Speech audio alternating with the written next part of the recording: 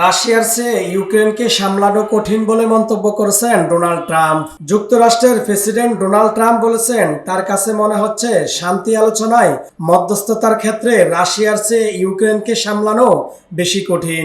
Oval অফিসে শুক্রবার 7 March সাংবাদিকদের ট্রাম্প বলেন, কিয়েভের চেয়ে মস্কোকে সামলানোই বেশি সহজ এবং যুক্তরাষ্ট্র রাশিয়ার সাথে ভালো কাজ করেছে।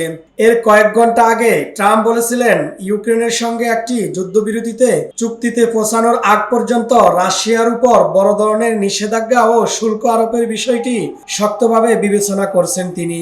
অন্যদিকে মহাকাশ প্রযুক্তি কোম্পানি মাক্সার বিবিসি ভেরিফাইকে জানিয়েছেন, কিছু ভূ উপগ্রহ চিত্রে ইউক্রেনের প্রবেশাধিকার সাময়িকভাবে স্থগিত করেছে যুক্তরাষ্ট্র।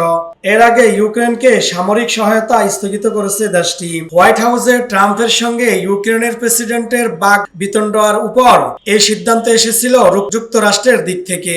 এর জের ধরে এই সপ্তাহে ট্রাম্প সকল ধরনের সামরিক সহায়তা এবং গোয়েন্দা তথ্য বিনিময় স্থগিত করেন।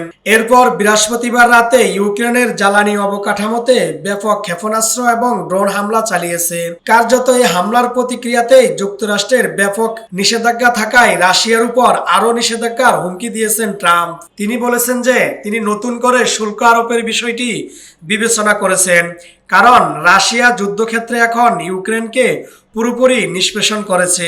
এর কয়েক ঘন্টার মধ্যে ট্রাম্প আবার বলেছেন, রাশিয়ার প্রেসিডেন্ট ভ্লাদিমির পুতিন যা করেছেন অন্য যে কেউ হলেও তাই করত।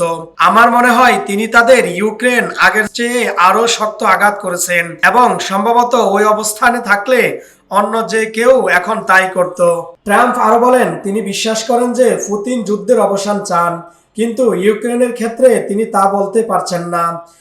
পুতিনের সঙ্গে ট্রাম্পের সরাসরি কূটনীতি ন্যাটো সহযোগীদের বিস্মিত করেছে, কারণ 2022 সালের ফেব্রুয়ারিতে ইউক্রেনে পূর্ণমাত্রার রাশিয়ার আগ্রাসনের পর পশ্চিমারা কার্যত রাশিয়াকে পরিত্যাগ করেছিল।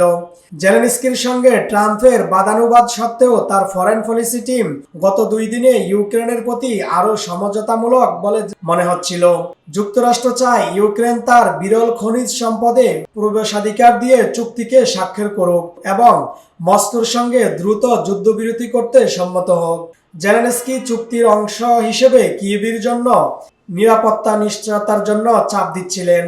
শুক্রবার ট্রাম্প বলেছেন, এ ধরনের নিরাপত্তা নিশ্চয়তার বিষয়টি পরে আলোচনা হতে পারে এবং এটা সহজ হবে একটা বিষয়। ওদিকে মহাকাশ প্রযুক্তি বিষয়ক কোম্পানি মাক্সার শুক্রবার বিবিসি ভেরিফাইকে জানিয়েছেন, যুক্তরাষ্ট্রের স্যাটেলাইট থেকে পাওয়া কিছু উঁচু মানের ছবিতে ইউক্রেনের প্রবেশাধিকার সাময়িক স্থগিত করা হয়েছে।